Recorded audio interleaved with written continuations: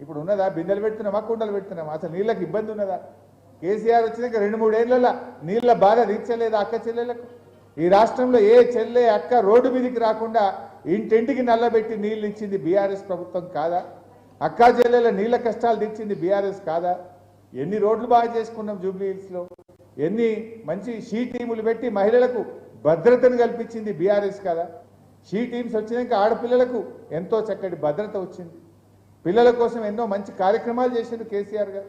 గురుకులాలు పెట్టి పిల్లల్ని చదివించే కార్యక్రమం చేసిండ్రు. ఏం చేసింది కాంగ్రెస్ గవర్నమెంట్?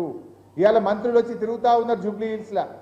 ఎక్కడ పోయినరా మొన్నటిదాకా? మీరు మొన్నటిదాకా ఒక్క మంత్రి అయినా వచ్చిందా 2 ఏళ్లలో?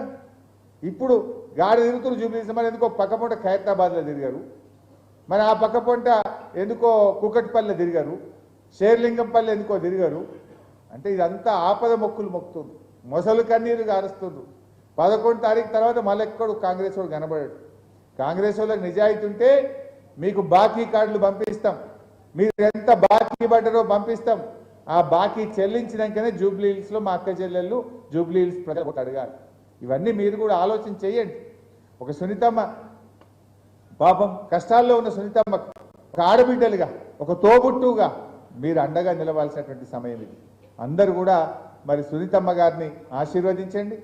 ఈ తెలంగాణను మోసం చేసిన ఈ రేవంత్ రెడ్డికి, బీజేపీకి గుణపాఠం చెప్పి పెద్ద మెజార్టీతో మనం సునీతమ్మను గెలిపించుకోవాలి.